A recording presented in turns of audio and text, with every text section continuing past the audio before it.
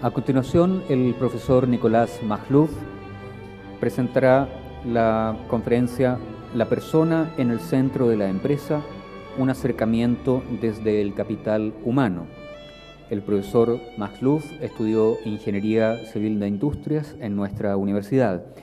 Es Master en Operations Research en la Universidad de Stanford y doctor en Management del Massachusetts Institute of Technology.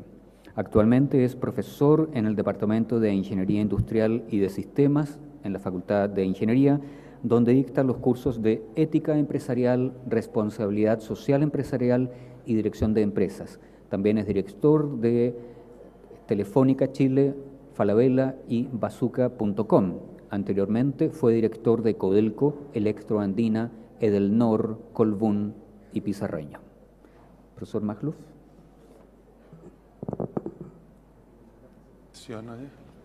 ¿Está listo? Ya, fantástico. ¿Cómo les va? Tengan todos ustedes muy buenas tardes. Gusto saludarlos. Espero que no se me queden dormidos, que después del almuerzo cuesta mantener la atención. ¿Les dieron buen almuerzo o no? Sí, ya. Tuvimos que... Muy fantástico. Ojalá tenga la capacidad de hacerles reflexionar un poco. Déjenme contarles, tengo que hablarles de la persona en el centro de la empresa, hablarles un poquito de lo que se llama capital humano, pero tengo que empezar diciéndoles desde qué perspectiva les voy a hablar. Y esta perspectiva es obviamente la que surge de mi propia historia académica, profesional, que a lo mejor se refleja muy bien en esta portada del texto que publicamos el año pasado, y que habla de los desafíos de la gestión y tiene el subtítulo sugerente que dice de lo formal a lo sutil. Y eso lo que significa es que es un poco mi historia personal desde los modelos de ingeniería, de los modelos matemáticos, a los modelos que están basados en la ciencia del comportamiento y que se preocupan de lo que ocurre con la persona y en particular en el caso de este texto, con la persona en la empresa. Fíjense que lo que nos pasó es que tuvimos una reunión para preparar lo que cada uno de nosotros quería decir, lo que cada uno de los panelistas quisiera aportar en el Congreso. Y ocurrió algo muy singular. Nos costó muchísimo entendernos y nos costó muchísimo ponernos de acuerdo. Y esto no debe ser sorprendente para ustedes, porque cada uno de nosotros se aproxima desde esta trayectoria que tiene, desde esta forma de ver el mundo. Y a mí me ponía un poco nervioso en el panel anterior cuando le decían, díganme qué hacemos para... y buscaban una respuesta concreta de algo. Es súper difícil darlas. Es súper difícil. Cada uno va a tener su respuesta concreta. Yo saqué como conclusión de esa reunión, más que dar respuesta, dije, ojalá tuviésemos la capacidad de identificar para ustedes cuáles son los temas de los que deben preocuparse, las preguntas que deben hacerse. Y cada uno, desde su experiencia, que encuentre sus propias respuestas. Por eso les digo, voy a aportar un punto de vista, el punto de vista con el que yo veo las cosas, y les quiero plantear preguntas más que ofrecer respuestas. Mi charla la voy a dividir en 5 partes. Y el primer tema es algo que ya se ha tocado, que lo quiero tocar brevemente, pero no importa, voy a repetir algunas cosas, pero voy a ponerle los énfasis de lo que a mí me sorprendió de la Caritas in Veritatis. A ver si son las mismas cosas que en último término les sorprenden a ustedes. El primero es básico, es el concepto del desarrollo, y esta declaración maravillosa que lo dijo la señora Flaminia, lo dijo con propiedad y con fundamento. Dice, el hombre tiene una vocación de progreso y desarrollo. Y yo no entiendo esto como algo que está inscrito en la naturaleza misma nuestra. esta vocación, tal vez lo digo así, de ser más, de ser un poco mejores. Pero este concepto de desarrollo aparece un par de citas aquí que dice, es el caminar en la historia junto con los otros, es la meta en el camino. No son solo los aspectos técnicos.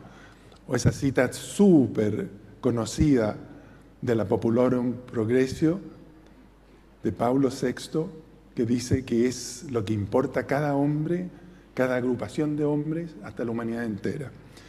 Y de aquí uno dice, bueno, ¿cuáles son dimensiones del desarrollo? ¿Qué es lo que nos está diciendo este encíclico, este par de encíclicas sobre el desarrollo? Mi interpretación, de nuevo, es que aquí hay un par de dimensiones clarísimas. La dimensión individual, todo el hombre. Y nosotros lo interpretamos en el mundo de la gestión, por ejemplo, diciendo que hay que desarrollar las competencias de la persona, que hay que desarrollar sus habilidades profesionales, que hay que desarrollar, hoy día lo decimos con más fuerza, no solo sus habilidades profesionales, también sus habilidades sociales. Entonces me siento cómodo. Lo que estamos haciendo en el mundo de la empresa responde a esta invitación de las encíclicas. Pero luego dice la dimensión social, dice, son todos los hombres, todos los hombres. Yo digo también, cuando yo le enseño a mis alumnos, le digo, mira, cuando vamos a hablar de este mundo de la persona en la organización, primero vamos a hablar de cada individuo, después vamos a hablar de las relaciones que establece cada individuo con su compañero de trabajo y a lo mejor la empresa completa con la comunidad completa. Segundo, entonces, respuesta, me siento cómodo también con estos dos desafíos de las encíclicas. Pero como dice el título allá, que no sé si se alcanza a leer, son 3 las dimensiones. Y la otra dimensión es la dimensión trascendente. Y en esto hace un tremendo énfasis la Caritas in Veritatis. Y aquí, honestamente, en gestión de empresa, no hablamos mucho. Y algunas citas tan lindas de la Caritas in Veritatis, dice, que dan la idea del valor de esta trascendencia en la vida de la persona. Dice, sin esta perspectiva de vida eterna, el progreso humano se queda sin aliento. Encerrado dentro de la historia, queda expuesto al riesgo de reducirse solo al tener, incremento del tener. Entonces dicen, oye, cuidado, no nos olvidemos también de esta tercera dimensión, la dimensión trascendente. Otras citas, brevemente, dice, el desarrollo necesita a Dios si no se vuelve deshumanizado contra el hombre. Otra dice, si ustedes se fijan, están cercanas incluso en las páginas de la encíclica que las puse allí. Dice, negar la dimensión trascendente del desarrollo trae consigo el sometimiento del hombre. De nuevo, el énfasis en la dimensión trascendente. No lo tenemos nosotros en el mundo de la empresa. Y para realizar su propio desarrollo, el hombre necesita abrirse a la vocación divina. Y la que más me gusta, disfruten esta cita, porque esta realmente, para mí, es la que más me gusta de todas ellas. Dice, si el hombre fuera fruto solo del azar o la necesidad, o si tuviera que reducir sus aspiraciones al horizonte angosto de las situaciones en que vive, si todo fuera únicamente historia y cultura, y el hombre no tuviera una naturaleza destinada a trascenderse en una vida sobrenatural, podría hablarse de incremento o de evolución, pero no de desarrollo. Bueno, yo creo que esto refleja, como dice el título de la transparencia y de las anteriores, la trascendencia entendida como relación con Dios. Pero hay una interpretación de trascendencia en el mundo de la gestión que sí, de algún modo, la hacemos. la contamos, la, entre comillas, predicamos, por así decirlo, que es la relación con otros. La trascendencia entendida como el impacto que nuestra actividad tiene sobre otros. ¿Sobre quién? ¿Sobre el prójimo? La relación con... Tal vez recordarán en Liberté, Égalité, Fraternité, pero dice, la encíclica dice, la igualdad no es suficiente, la fraternidad incluso tampoco es suficiente, si no incluyen la vocación de trascendencia. Y lo que están hablando de relación con el otro se describe con palabras como amor, como caridad, como solidaridad, como comunión, como fraternidad. No basta con estar cerca, no es relación con el otro, es estar junto al otro. Y esta cita de la globalización es magnífica, ya fue citada en la mañana. Dice, sociedad más globalizada, cierto, más cercano también es cierto, más hermanos, no necesariamente es cierto. Esa es la cita, entonces. Ok, ese es el primer tema para recordar, entonces, la definición de desarrollo, que como les digo, reconozco estas tres dimensiones, lo hacemos bien, entre comillas, o por lo menos las reconocemos, las dos primeras. La tercera, no la reconocemos. Y yo creo que para empezar a asumir responsabilidades de algo, hay que darse cuenta de que tenemos carencia, de que tenemos necesidad de enfrentar el tema, descubrir el tema primero. Tener sensibilidad de que ahí hay un problema. Entonces ahí es un primer mensaje, pero pasemos ya al segundo tema, que son largos los 5 temas. Las 3 lógicas. Si hay algo que a mí me impactó, es lo que viene al final de este segundo tema. Son las 3 lógicas. La lógica que más conocemos es obviamente la lógica económica. Hemos estado expuestos por 30, 40 años fuerte en esta. Y cuidado, hoy tiene problemas, tenemos grandes críticas, pero nos ha hecho mucho bien. No es cuestión de decir, oye, esto no sirve para nada. Esta es una manera de ver el mundo. Lo único que hay que darse cuenta es que no es la única manera, ni es todo el mundo. Tenemos que aprender a verlo también, desde otras perspectivas. Pero la lógica económica se nota en la macroeconomía cuando dicen maximizar el producto, maximizar el ingreso, tener los $20.000 per cápita, todas estas cosas. Ahí está la lógica económica en acción. Y a nivel de la empresa también existe esta prevalencia de la lógica económica. Y decimos, por ejemplo, maximizar la utilidad o maximizar el valor de la empresa en el largo plazo. Maximizar, por ejemplo, se dice en el mundo financiero, para que se entienda con claridad, maximizar el valor de las acciones que se transan en el mercado. Esa es la lógica económica. ¿Qué dice el Papa? Dice, es intercambio mercantil y está regulado por justicia conmutativa. Yo te doy, tú me das. Yo trabajo para ti, tú me pagas. Tú me entregas tu producto y soy yo el que te pago. Y esa es la lógica del mercado y funciona así. Y todo el punto es, no es suficiente. No es que esté mal, solo que no es suficiente. Entonces, hay algunas cosas, dice, no resuelve todos los problemas, hay que orientarla al bien común. Y dice el Papa, dice, necesitamos una nueva forma de entender la economía y sus fines. ¿Para qué? Para enfrentar la crisis cultural y moral del hombre. Y para enfrentar la salud ecológica del planeta. Entonces, hay deficiencias. Y el segundo desafío, esto es a nivel de la economía y a nivel de la empresa, dice, démosle prioridad a la persona, el respeto por su dignidad. No aumentemos las desigualdades y facilitemos el acceso al trabajo para todos. Ok, esta es la lógica económica, no es preciso decir nada más porque la entendemos bien. Estamos bien escolarizados en ella.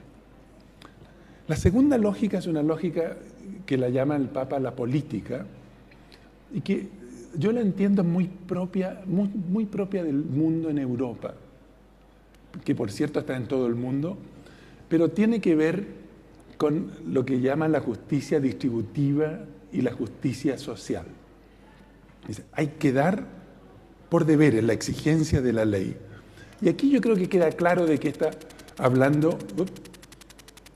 A ver. Sí. Aquí queda claro de lo que está hablando con la lógica política. Dice, el desafío es asegurarse que economía y política van de la mano. Es como crecimiento y distribución, producto y la forma en que éste se entrega a la sociedad completa. Dice, separar la gestión económica a la que le corresponde producir riqueza de la acción política que tendría el papel de conseguir la justicia mediante la redistribución, es causa de graves desequilibrios. Y el desafío siguiente es empezar a poner la ética en la economía. Dice, toda decisión económica tiene consecuencias de carácter moral. Y la frase que está ahí abajo en la transparencia, si la pueden leer, la economía tiene necesidad de la ética para su correcto funcionamiento. Esto es algo que nosotros no enseñamos en nuestros cursos de economía. Entonces, claramente, el desafío es cómo se introducen estos temas en microeconomía 1. Yo no estoy seguro que sepamos cómo hacerlo. Pero bueno, estas dos lógicas las conocemos bien, las entendemos bien y de algún modo las estudiamos, las profundizamos bien. Pero el problema es que no son suficientes para el desarrollo. Y aquí es donde viene la tercera lógica, que para mí es lejos, para mí, insisto, acuérdense que yo estoy hablando con el sesgo de mi propia visión. Este es el punto que a mí más me impactó de la encíclica. Y tal vez no debiera ser el que más me impacta, porque hay muchos que son impactantes. Pero a mí de pronto dicen, hay una tercera lógica del desarrollo. Y es la lógica del don. Es el principio de la gratuidad. Y dice, ¿qué es la lógica del don? Y empiezas a leerla y a mí, les digo literalmente, me desestabilizó en la silla. Porque es lo que dice entre paréntesis ahí arriba en el título, es la lógica del darse, de entregarse uno mismo completamente, sin restricciones. Dicen, en las relaciones mercantiles, el principio de gratuidad y la lógica del don como expresiones de fraternidad pueden y deben tener espacio en la actividad económica ordinaria. Yo me quedé pensando, ¿y cómo se hace esto? Del dar, de la justicia conmutativa, o del dar por deber al dar por amor. ¿Y cómo se hace esto? Y de pronto la esperanza es que mis alumnos, los jóvenes de este momento, saben cómo hacerlo. Pero fíjense este desafío. Este sí que lo encuentro imposible de responder hoy. Dice, el mercado y la política requieren de la gratuidad. Y en esta época que yo lo leía me imaginaba un debate presidencial en que los dos candidatos a presidente se enfrentaban y no... ¿Cómo sería el debate si aplican el principio de la gratuidad? ¿Cómo le abren el espacio al otro? Más que tratar de destruir al otro. Bueno, yo no sé cómo se responde a esta pregunta. ¿Cómo se incorpora la gratuidad en el mercado y la política? Y por eso les decía al inicio, quiero plantearle las preguntas y no las respuestas.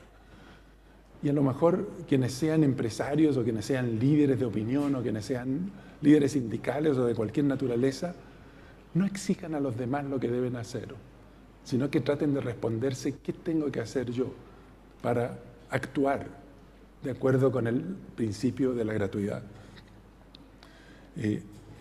Claro, y uno dice, bueno, este es el fin del lucro, y no por ningún motivo, no tiene nada que ver, las empresas no renuncian al lucro, y yo no tengo ningún problema con el tema del lucro tampoco. Pero el asunto es que es una responsabilidad, como decían por lo demás en el panel anterior. Conciben la ganancia como un instrumento para alcanzar objetivos de humanización del mercado y de la sociedad. El tener el patrimonio o el tener la utilidad es una responsabilidad. Bueno, estas son las tres lógicas del desarrollo que yo quería comentar. Entonces el tema 1 fue el concepto de desarrollo. El tema 2, cómo hemos enfrentado el desafío de desarrollarnos. Y estas tres lógicas, económica y política, que las entendemos bien, las del dono, de la gratuidad, no la entendemos bien. No sabemos cómo aplicarla en nuestra economía, ni sabemos cómo aplicarla en nuestra política. Y la verdad de las cosas es que para mí ese es un desafío. Descubramos la forma de hacerlo.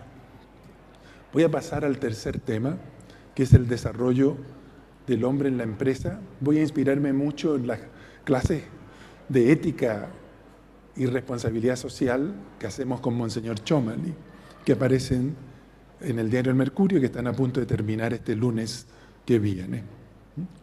Y decimos ahí, por ejemplo, yo tengo una gran opinión de la empresa. Estoy sentado en más de algún directorio de empresa, he estado en el pasado en más todavía, y siento que hacen una gran labor. Y sin ninguna duda tienen un rol innegable en la sociedad. Yo creo que el panel anterior lo puso en blanco y negro también. Todo lo que esperamos de la empresa, en lo económico, en lo social, en lo ambiental, tienen un tremendo impacto en la vida de las personas. Y como les decía, mi opinión es súper positiva de lo que hace la empresa. Pero no cualquier forma de hacer empresa. No cualquier empresa. Desde el punto de vista ético hay formas que son buenas y otras no tan buenas. Hay modos que son mejores y otros no tan mejores. Hay respuestas que nos va bien y que nos va mal. ¿Cuál es el problema? Que esta opinión mía no es para nada compartida. Y a lo mejor aquí ustedes ven una encuesta no muy nueva, pero en las encuestas nuevas es súper parecido el resultado. Dice, ¿cuánto confían los siguientes tipos de personas? Los bomberos arriba con el 82% y en el fondo de la tabla, dramático, dramático. Los empresarios 10%, dirigentes políticos 2%. Es que no le hace bien al país que tengamos personas que son tan influyentes en el desarrollo nuestro como son los empresarios y los políticos, con este nivel de aprobación. Ahora, ¿por qué será esto? Bueno, hay algunas empresas que han dado razones en el mundo a comienzos del 2000, de la década del 2000-2010. Vimos los nombres de Enron o de WorkCom, empresas gigantescas desaparecieron por problemas éticos. O en Chile, empresas relevantísimas que todavía estamos lidiando y luchando con lo que ha pasado. O el año pasado, si ustedes miran, los estudiantes dicen es protesta estudiantil. Y no sé si logran leer ese cartel que apareció abajo y el otro cartel que está allí. Pero hay algo que es más profundo. Fueron mucho más allá del tema de la educación. A lo mejor es este cuestionamiento al modelo que dice estudiantes organizados contra la educación de mercado. Entonces hay algo más profundo que es este cuestionamiento de lo que llamamos el modelo. Por eso decimos que, y es clarísimo, la empresa no puede limitarse a hacer su negocio. Y su responsabilidad va a ir mucho más allá de la maximización de la utilidad. Su responsabilidad no se va a agotar ni en lo económico, ni en lo técnico, ni en lo comercial. Pensar eso es una visión mezquina o empobrecida de lo que es la empresa. Yo creo que las personas que asisten a este congreso, leer la frase que viene a continuación no leen ninguna sorpresa. De decir que la empresa debe extenderse, la razón de ser hacia el bien de las personas. hacia el desarrollo humano y hacia el anhelo de la sociedad de un mundo más justo y equitativo.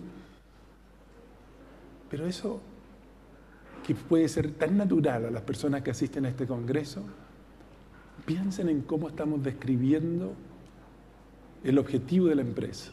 Dice, maximizar la utilidad. Hay una contraposición ahí. No es suficiente.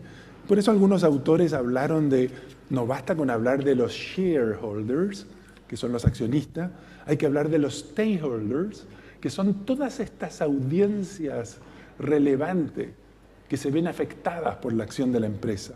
Ciertamente sus trabajadores, clientes, proveedores, en fin, pero la comunidad toda se ve afectada.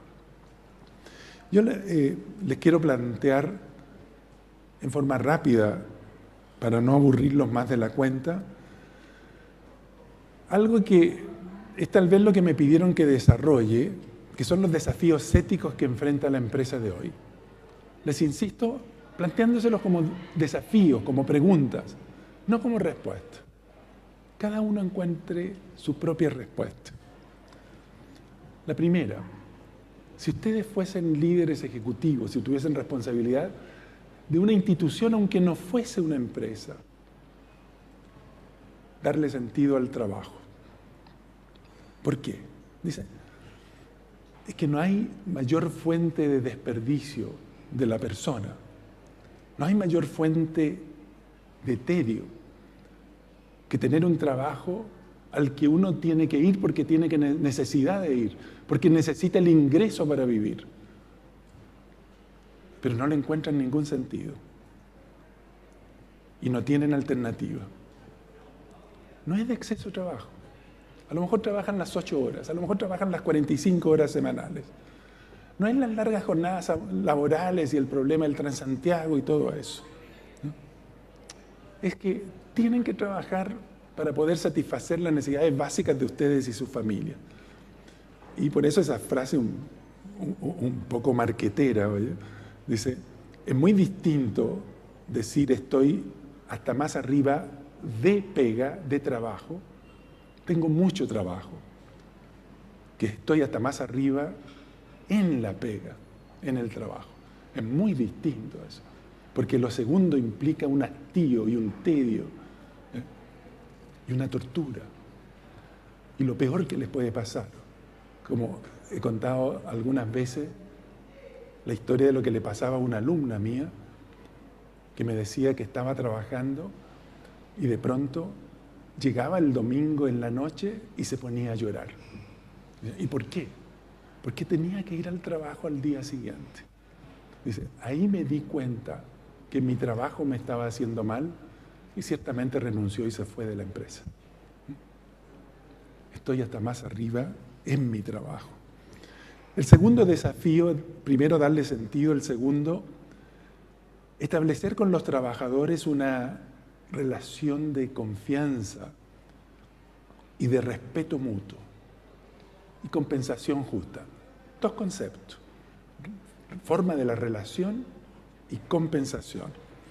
Entonces, decimos ahí la empresa que es socialmente responsable se preocupa de esta relación y se preocupa de esta compensación, que no es una dádiva y no es un alivio circunstancial. Es mucho, mucho más que eso. Ese es el segundo desafío.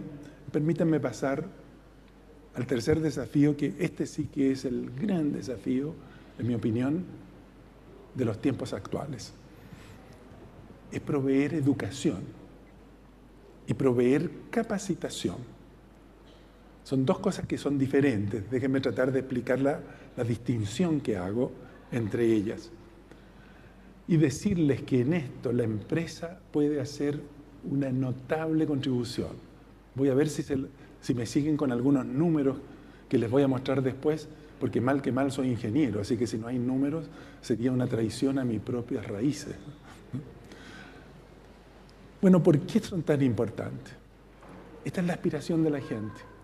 Fíjense, me impresiona a mí uno de los números del desarrollo de Chile, uno de los números que se van unos pocos años atrás y teníamos 200.000 estudiantes en la educación postsecundaria.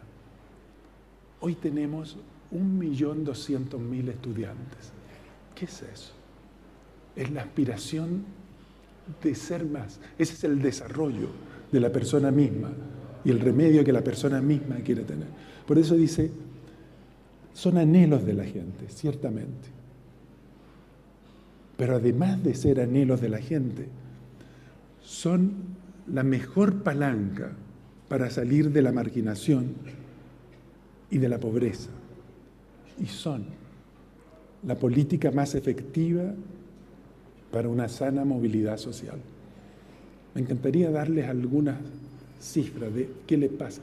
De pronto este millón de alumnos extras no va a ser como los alumnos de esta casa de estudio que llegan tan lejos en sus posibilidades profesionales. No importa. Pero comparado con lo que serían si no fuesen si no tuviesen esa educación superior, llegan muy lejos también ellos. Por eso, educación y capacitación. ¿Para qué? Para que la persona no esté condicionada y predeterminada por la situación socioeconómica de la familia en que le toca nacer. Vamos a analizar un poquitito esto.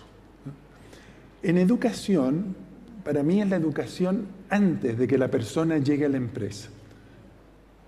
La empresa puede colaborar con colegios, hay muchas empresas que tienen colegios, asociaciones gremiales que tienen colegios, pero yo estoy planteando aquí un desafío adicional que me parece muy potente.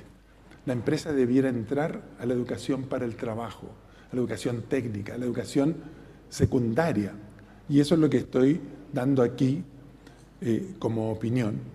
Y les conviene a todo el mundo, les conviene a las personas, seguro, les conviene a la empresa. Piensen solo en la minería en Chile. Están diciéndonos que necesitan 60.000 personas preparadas y que no las encuentran en el país. También les conviene a las empresas.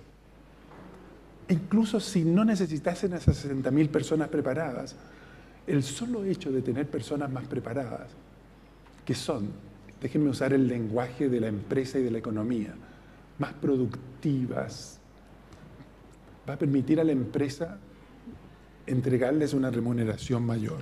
Esa es la lógica económica.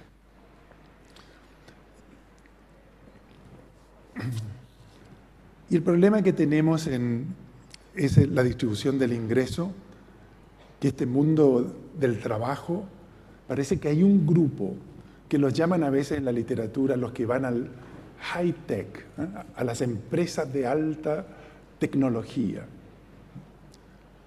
Y otros que se quedan ahí. Claro, y estos primeros les va maravilloso. Y tienen ingresos, y tienen posibilidades de desarrollo y perfeccionamiento, en fin. ¿Saben cuál es el problema? Que no son la mayoría. ¿Serán 20%? No tengo el número, pero son de esos órdenes de magnitud. Esto atenta contra la distribución del ingreso, por eso que educar y formar y dar competencias profesionales y en capital humano a lo mejor ayuda. Miren, esta es la tabla que yo les había prometido. A ver si se puede leer. Es muy sencilla. Es algo que sabemos de siempre, que es obvio. Una persona más educada tiene más posibilidades. Si ustedes miran la fila de arriba, dice capital humano del grupo con sus diferentes grados. Si es profesional, el número es 76. No se preocupen de lo que es el número, más es mejor. Si es técnico, el número es solo 40. Si es media completa, el número es solo 24. Y si ni siquiera alcanza la media incompleta, sino que es media incompleta o menos, el número es 12. Esta es la diferencia que hace la educación. Pero fíjense ahora la fila de abajo, porque las diferencias vienen de antes de la educación. Abajo hay un intento estadístico para decir, okay, pero es que los que van a la educación profesional no son el mismo tipo de personas que van a la técnica. A ver, tratemos de medirlos todos en la misma vara. ¿Qué tipo de personas son? Y la diferencia, ustedes se dan cuenta, que ya aparece antes de agregar la formación. Entonces los profesionales tienen 41 antes de formarse y formados 76. No importa los números, pero ustedes, la magnitud impresiona. Los técnicos ya no son 41. Los que aspiran a la educación técnica, parece que no todos pueden aspirar a la educación profesional. Son 30 en esta medición. Y los mejores a la educación técnica pasan a 40. Ahí se acaba la historia. Los que llegan solo a educación media, no pasa nada con ellos. O se deteriora. A mí me deja sorprendido este tipo de información, porque nos habla del desafío de la distribución, el desafío de la formación, el desafío de la educación. Pero aquí dice en el primer párrafo la diferencia que hace la educación y dice el profesional va a tener más patrimonio intelectual que el técnico y ciertamente más que la persona que solo completa enseñanza media. De acuerdo. La última frase. ¿Importa la educación? ¿Importan los años de experiencia? Pero más relevante que esto, y aquí viene una responsabilidad de la empresa, es la empresa y es el sector económico en el que la persona trabaja. Segunda tabla y ninguna más en toda la presentación. Prometido, esta segunda tabla. Miren, por favor, vamos a mirar solo la fila de arriba para no aburrirlos. Minería, capital humano de los trabajadores de la minería, promedio 39, finanzas 37, servicios 36. Bien, me voy al otro extremo de la tabla, agricultura 9, construcción 22. Este es de un trabajo que hicimos con un alumno hace algunos años, que ahí está la referencia, y por eso nos hacía concluir qué afortunados son los que trabajan en minería, en finanzas, en servicios o en transporte. Qué afortunados son, porque sus empresas los hacen crecer, sus empresas les aportan, los hacen mejores, los desarrollan en esta primera dimensión del desarrollo, que es el desarrollo de la persona. A los segundos, en cambio, a los que estaban en el extremo de la tabla, en la agricultura sobre todo. Perdónenme los amigos agricultores, que yo sé que no es un resultado que les guste. Dice, pero en la agricultura esto no les ocurre. Ok, cuarto desafío, dentro de estos desafíos del mundo de la gestión, ejercer un liderazgo ético. ¿Cómo ser un líder ético? Dicen, el líder es el que maximiza la utilidad. Dicen, no. El líder es el que se preocupa también de la relación con las personas. Es el líder que acoge y pone entonces al hombre en el centro de su atención. En la literatura de gestión decimos tiene inteligencia emocional, empatía, capacidad de relacionarse, siente lo que está pasando con la persona que tiene al frente. Tiene socios o colaboradores, pero no siervos. Ejerce el poder, pero en forma ética. Y lo que está en amarillo ahí, si es que alcanzan a leerlo, dice, se orienta a aliviar las carencias y los dolores de las personas en el mundo de hoy. Y ahí, en esto me voy a saltar, no me quiero extender porque no los quiero aburrir, pero este líder obviamente, dice, es un liderazgo que empieza a tener sentido cuando se orienta a los demás y sobre todo en este mundo de hoy en que hay tanta necesidad de acogida. Por eso dice el liderazgo ético se tiene que orientar a entender el origen de las carencias y los dolores de la gente. Si yo les pusiese alguno de los temas que enseño en mis clases, hablo del liderazgo tóxico. o motivaciones tóxicas. Y uno encuentra de repente personas en las empresas que la literatura las describen como personas tóxicas por el impacto que tienen sobre el ambiente de trabajo y sobre el bienestar de la gente. Es tan distinto este líder que acoge que estoy tratando de delinear. Y de nuevo, ¿qué hay que hacerlo? Cada uno, por favor, que diga lo que tiene que hacer con su propia vida.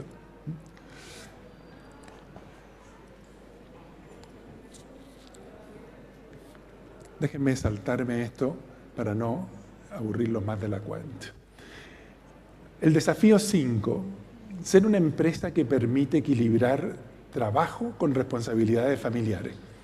Hay varias de estas encuestas populares que hablan del best place to work o de las mejores empresas para madres que trabajan. Bueno, ojalá sean nominados en esas encuestas en los primeros lugares. Hay que reconocer, desgraciadamente, que hay empresas que con sus políticas debilitan la institución familiar. Y no necesitamos debilitamiento de la familia adicional al que la sociedad ya nos hace vivir, ¿no? Porque si no, no va a cumplir con este rol de la familia de ser un lugar de acogida. Y porque es tan difícil en el mundo actual formar familia, o que los jóvenes estén dispuestos a formar familia, o que mis hijos estén dispuestos a formar familia, que se casan tarde los que se están casando. Además tenemos jornada de trabajo extendida, largos tiempos de viaje.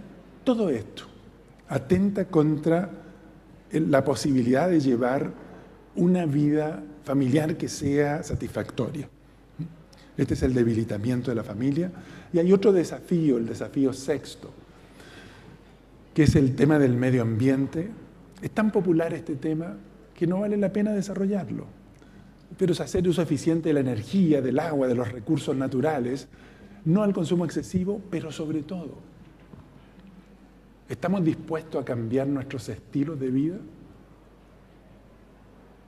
Porque ¿no será que estamos gastando más de la cuenta? Cuando uno ve las estadísticas de consumo per cápita en países como Estados Unidos, se asombra, porque son muchas veces lo que es el consumo per cápita en otros países desarrollados, incluso de Europa, y para qué decirlo en países como los nuestros, o en países menos desarrollados.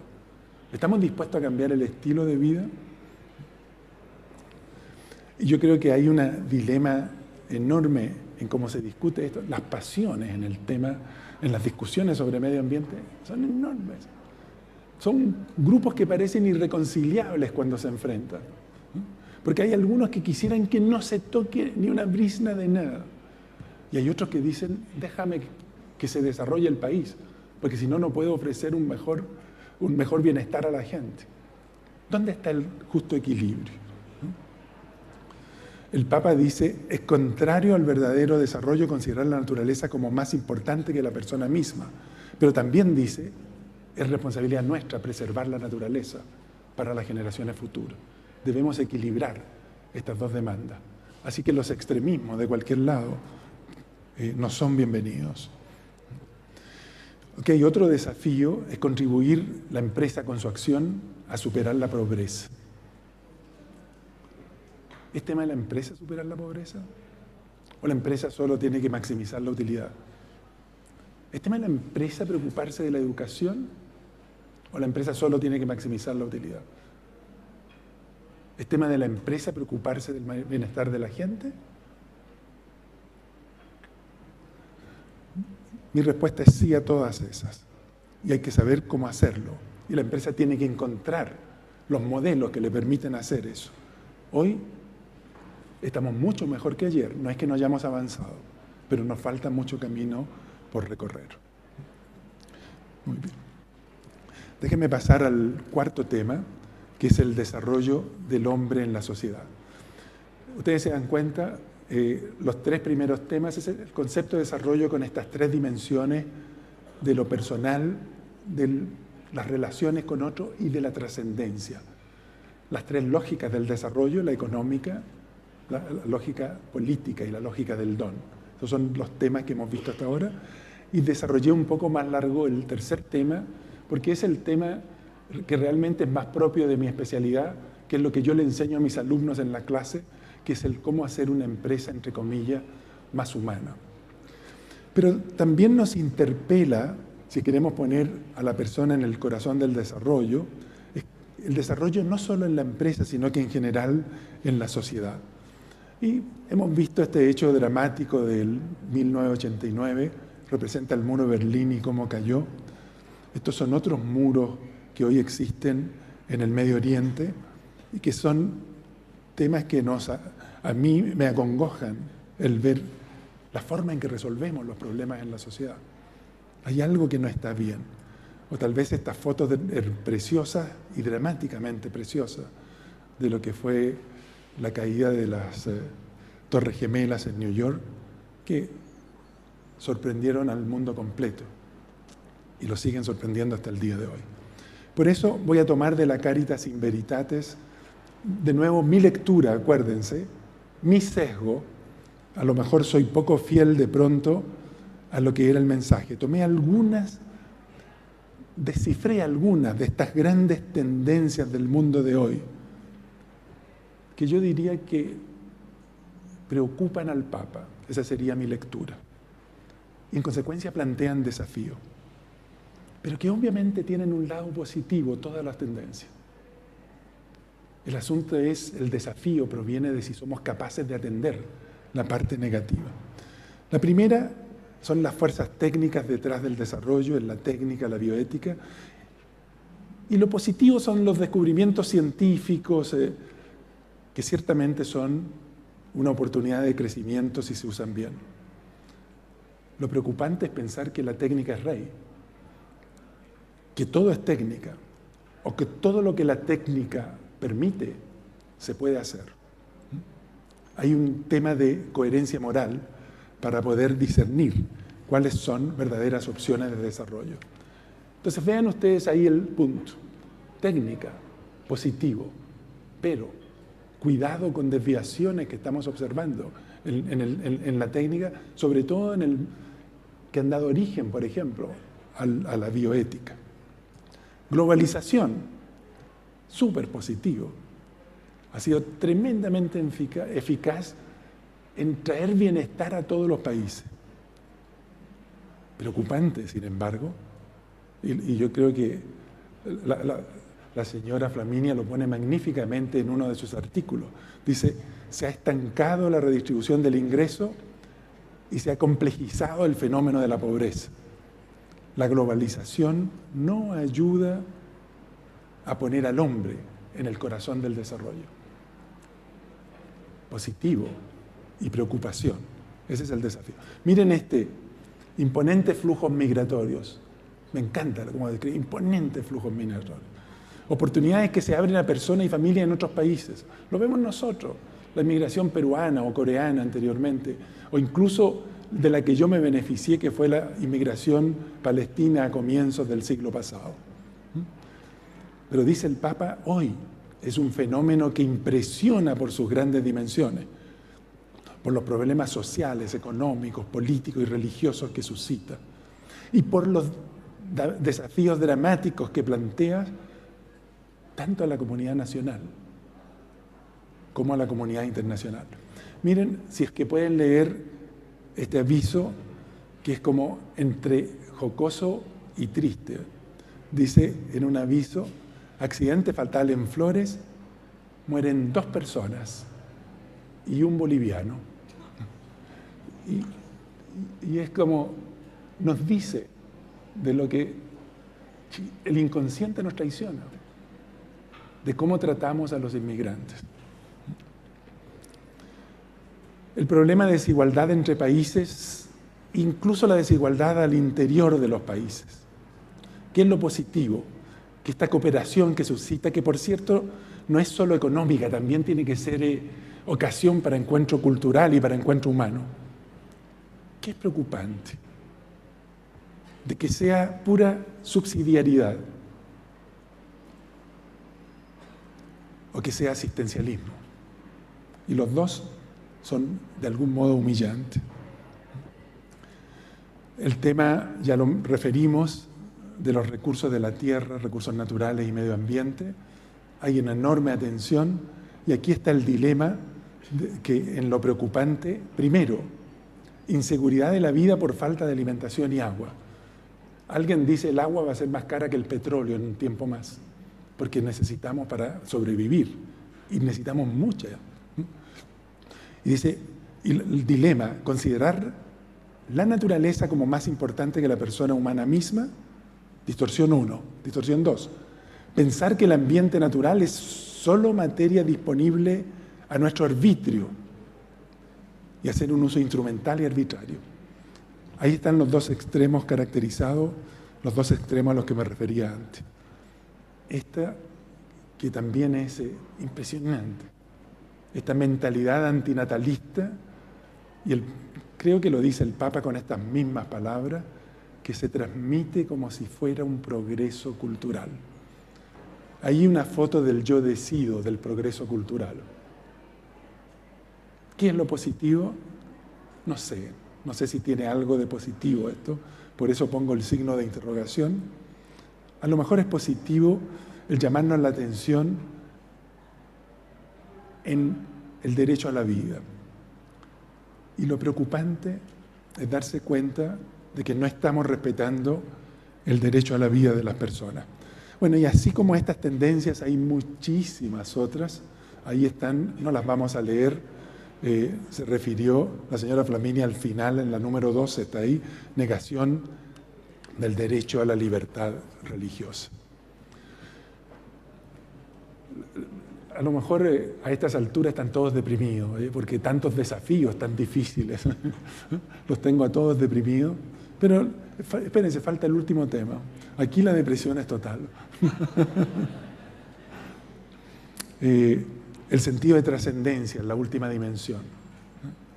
La relación con Dios y con el prójimo.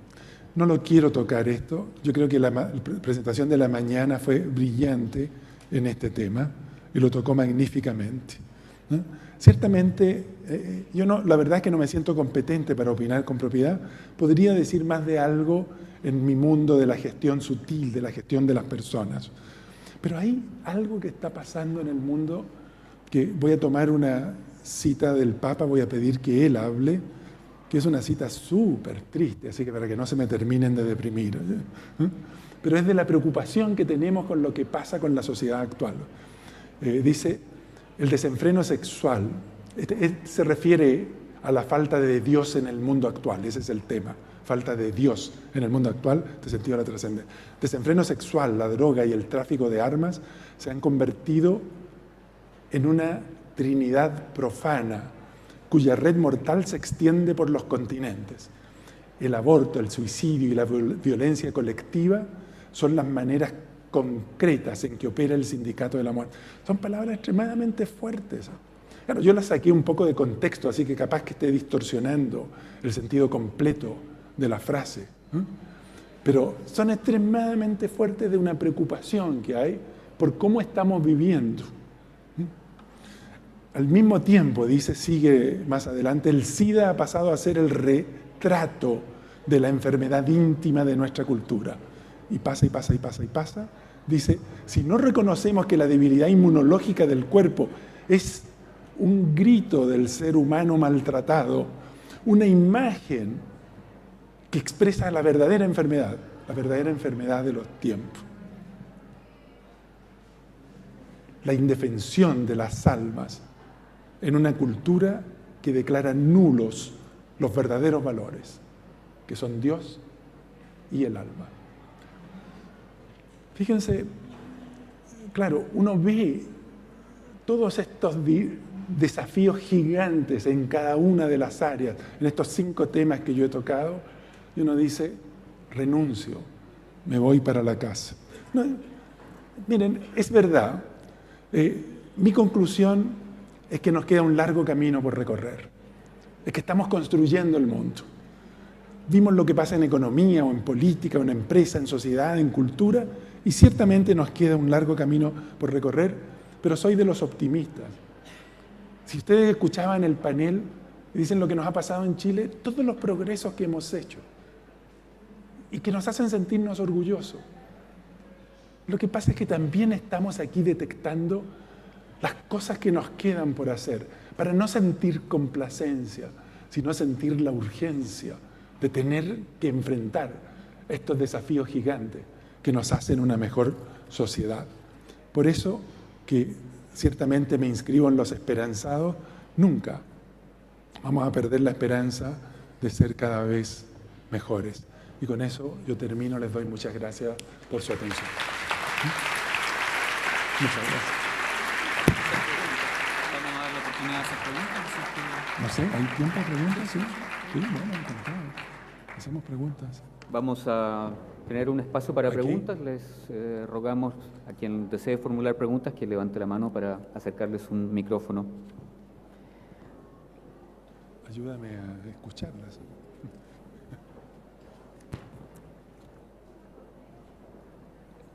Muy bien. Entonces me siento porque aquí se sientan los que responden preguntas. ¿Se escucha?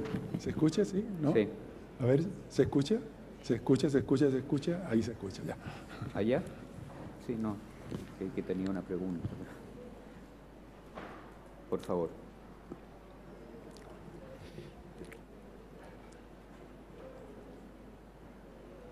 ¿Ahí? Ahí sí. Y querido amigo, a mí me conmocionó ver tu cara y tu rostro cuando hablaste del don. Lo que te había generado el escuchar lo del don. Te pediría que te extendieras un poquito, porque creo que es un gran tema y creo que tu rostro habló de un misterio que es el que nos envuelve. Gracias, Carolina, por la pregunta.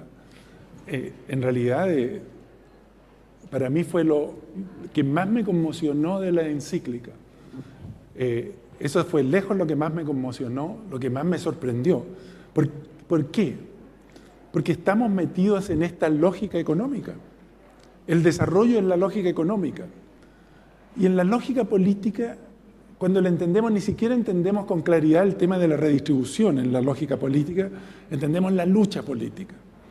¿Y qué tiene que ver con estas posturas de un poco más de derecha, un poco más de izquierda, y que hablan también del tema de cómo se trata la distribución de la riqueza en el país? Pero lo que pasa, lo que para mí, a mí me conmociona, es que tú te sales de esos planos. Y es como cuando se habla del descubrimiento, te dicen, in the box and out of the box. Tienes que aprender a pensar out of the box.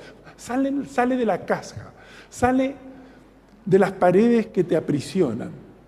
Y yo encontré que en la encíclica del Papa había una invitación, no lo quiero llamar desafío porque yo lo entiendo como una invitación, a repensar nuestras empresas, a repensar la forma en que hacemos la economía.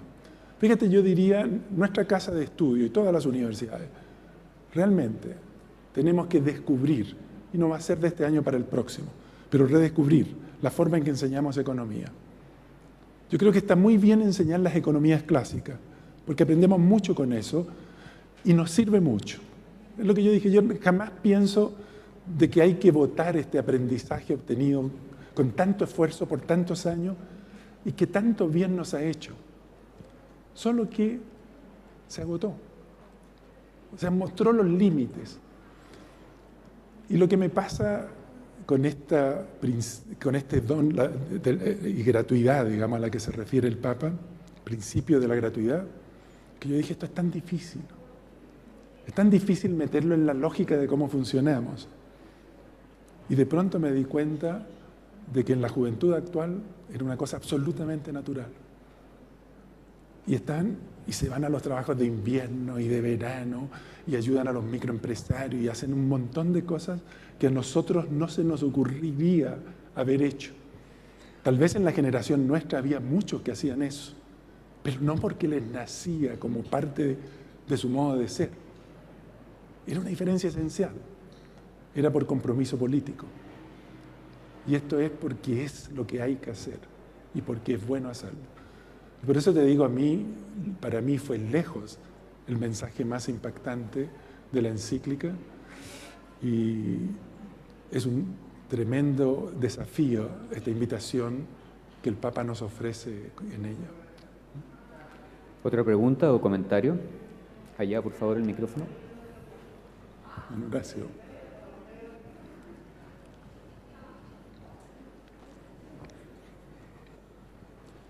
Hola, Nicolás. Hola, Horacio. No sabes lo que me alegra escucharte. Nos conocemos hace tantos años y esta libertad tuya para decir, esto tiene un límite, llegamos al límite. Y en ese sentido, un par de reflexiones respecto a una palabra que nombraste, capital humano. La verdad, a mí me molesta profundamente, porque seguimos en la lógica de inbox, no salimos afuera. Yo creo que en nuestras empresas, solo en la medida en que reconozcamos al otro como un otro válido, como dice Kant, como un otro igual a mí, como un otro que no es un instrumento, sino que es un fin en sí mismo, ahí vamos a estar llegando a esta gratuidad. Y esta gratuidad que viene de Jesucristo, o sea, no es nada nuevo. Y por lo tanto, entonces quiero hacer mención a uno de los expositores anteriores que habló respecto, y voy a citarlo textualmente porque me impactó mucho el cómo lo señaló, bueno, que fue algo así como: tenemos que sacar de nuestros trabajadores todo su potencial. O sea, seguimos en la lógica de no reconocer al otro como un otro válido. ¿Por qué no? Y es tan distinto decir, generemos las condiciones para que esa persona saque de sí todo aquello que es lo mejor para él. Ahora, en estos temas muchas veces nos quedamos en decir estas cosas, lo que hay que hacer, pero el cómo hacerlo. Y ese es el tema. Yo creo que es un largo trabajo y creo que la ciencia hoy nos entrega elementos para eso. Hay nuevas disciplinas, una que tengo la gracia de Dios de practicar, que es la ergonomía, y que nos permite poner efectivamente a las personas en el centro de la empresa. Muy bien, muchas gracias. Mira, muchas gracias por tu comentario. Estoy muy de acuerdo y te diste la respuesta en la pregunta. Mira, primero un paréntesis. Capital humano es una pésima nomenclatura. De acuerdo, despachado.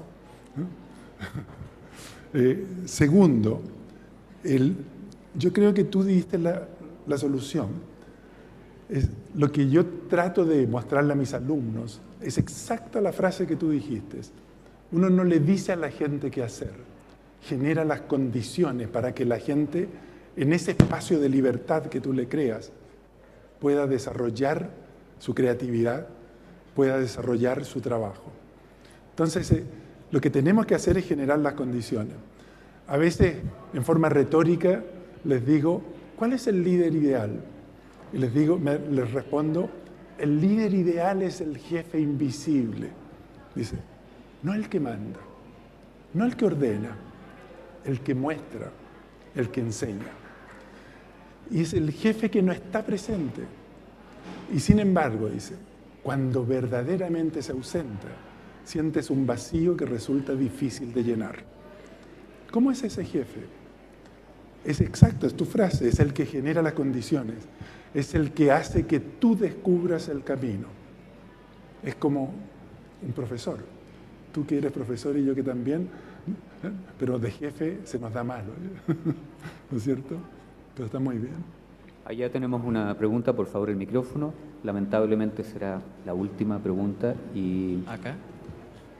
Don Nicolás. Aquí. Ahí. Buenas Vale, tardes. gracias. Primero, qué inspirador escuchar un discurso tan bien elaborado desde la lógica en que podamos interrelacionar la ética con el quehacer de una empresa, con la misión de cualquier empresa. Muchas gracias.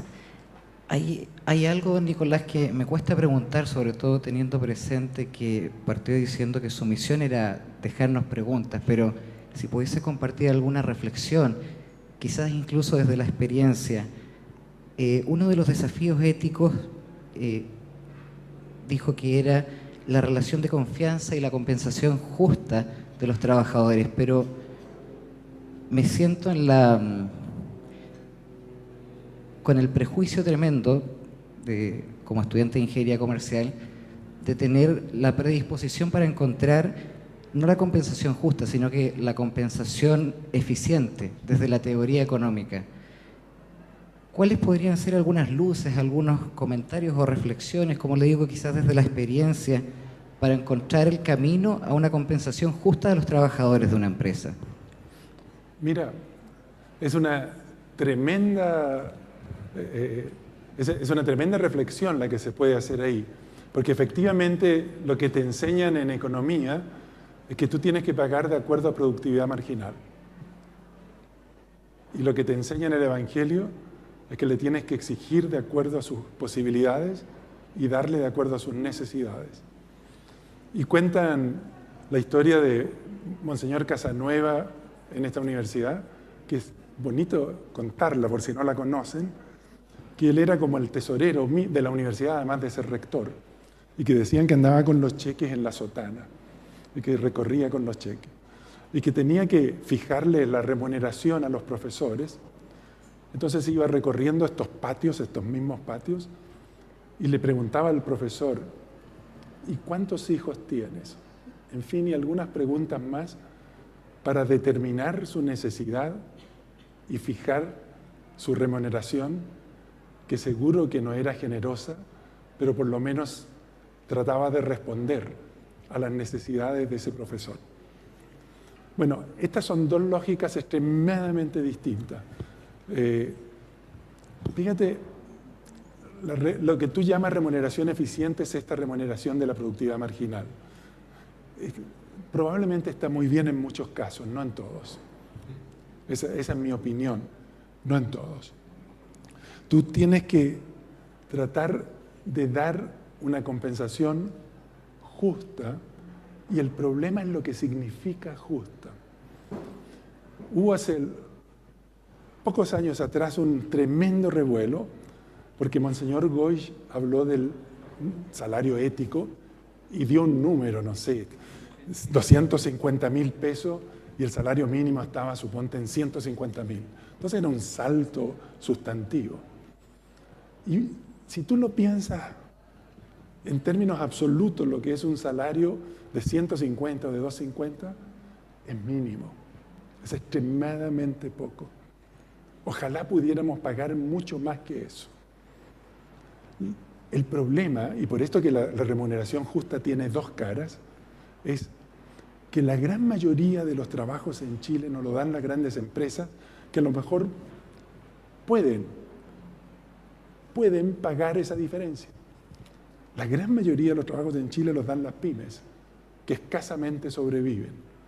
Y de pronto, a lo mejor, si les exiges esa remuneración, dejan de existir.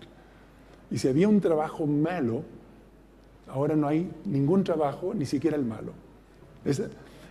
Por eso que hay dos dimensiones. Es la necesidad y requerimiento de la persona y las posibilidades que tienen la empresa y la institución. ¿Y cómo se resuelve esto? De nuevo, yo creo que es un tema de reflexión, donde lo que yo diría cómo funciona la política de la gratuidad aquí, el principio de la gratuidad, es que los trabajadores se van a poner en el rol de la empresa y la empresa en el de los trabajadores. Y van a decir, no cuánto te puedo sacar a ti, sino cuánto te puedo dar. Y el trabajador, hasta dónde te puedo exigir, hasta dónde es justo que exija, desde el punto de vista de lo necesario. Es un tipo de conversación que no estamos para nada acostumbrados a dar, que tenemos que, la verdad es que tenemos que educarnos en ello. Pero yo siempre pienso si de pronto alguien te ofrece una remuneración que es excesiva, un premio que es excesivo, ¿le vas a decir, esto es mucho, no corresponde? Démoselo al hogar de Cristo, la diferencia por encima de lo que me corresponde. No estamos acostumbrados a hacer eso. Pero estoy sugiriendo de que cada parte que entra en esta conversación para tratar de entender las necesidades de uno y las posibilidades del otro. Debe ponerse sus propios límites, no tratar de extraer al máximo del otro. Esa tal vez a modo de reflexión. Bien, le agradecemos al profesor Makhlouf, invitamos a nuestro vicegran canciller a que le haga entrega un regalo.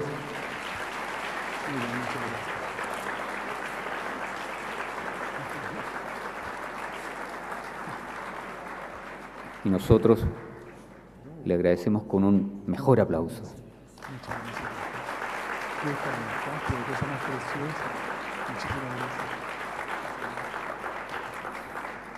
Es también el Evangelio de Chile el que se le ha entregado. Vamos a hacer una pausa de breves 15 minutos para tomar un café y volvemos para el siguiente panel. Gracias.